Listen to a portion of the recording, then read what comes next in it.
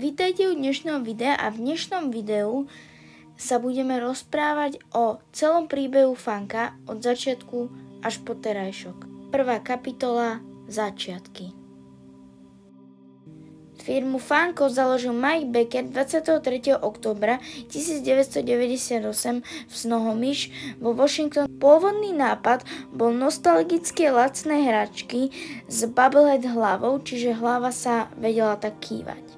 Dôležitý moment vo firme nastal, keď Funko získalo prvé licencie a rozšírilo svoj sortiment. Druhá kapitola – Prechod vedenia a rast. Zlom nastal v roku 2005, keď prebral firmu Brian Mariotti a začal expandovať smerom k licencovaným produktom a retail partnerom. Čiže Funko malo zrazu oveľa väčší výber licencií a brutálne expandoval. Funko sa zrazu posunulo z retro maličkosti k popkultúrnemu merču. Zrazu boli všade fotky Mariottiho, obaly, okolkové štítky a predajne si našiel skoro všade. Tretia kapitola – Narodenie Pop Vinyl. Pop Vinyl oficiálne debutovali okolo roku 2010 a stali sa fenoménom pre zberateľov, lebo mali jednoduchý dizajn a boli plné masívnych licencií. Bol to obrovský úspech pre Funko. Následky boli také, že sa značka stala synonymom pre funkčný collectible trh, rýchle šírenie sortimentu a retailu.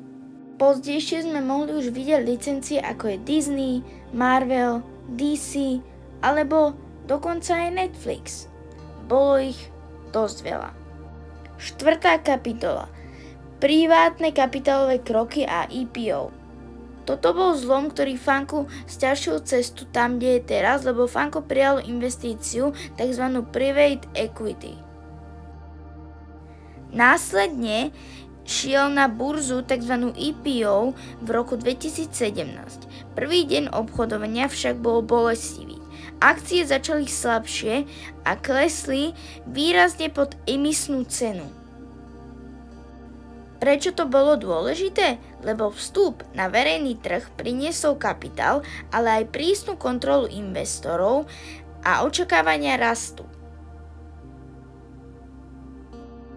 5. kapitola – Rozšírenie cez akvizície a diverzifikácia.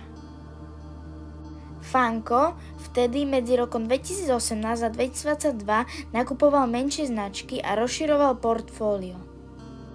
To bolo súčasťou stratégie rozšíriť ponuku nad rámec pop vinylov.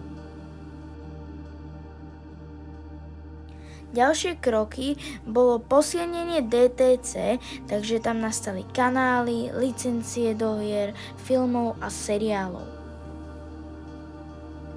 6. kapitola.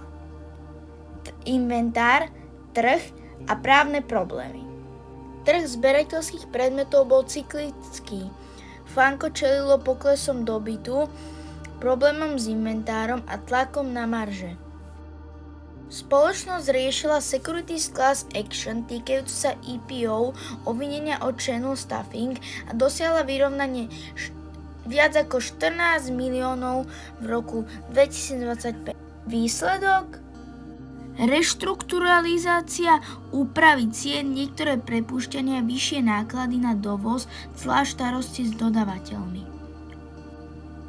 Kapitola 7. Vedenie a finančný stav v roku 2025. V prvej polovici roku 2025 Funko vykazoval zníženie tržby a ziskovosť. Zároveň prebehli zmeny vo vedení. Čo to znamená pre značku? Tlak na zníženie nákladov, zameranie na DTC a licencie plus snahy o konsolidáciu portfólia. 8. kapitola – Súčasnosť. A ako to je s Funkom teraz? Funko je stále značkou s globálnym dosahom, ale čelí zmenám trhu. Budúcnosť závisí od riadenia zásob, strategických licencií, e-commerce a schopnosti prinášať zberateľské produkty, ktoré zákazníci naozaj chcú. Čo sa zmení v roku 2026? Aj na to si môžeme urobiť video. Takže, čaute! Nezabudnite video zdieľať s ostatnými a dať like, odber a zvonček.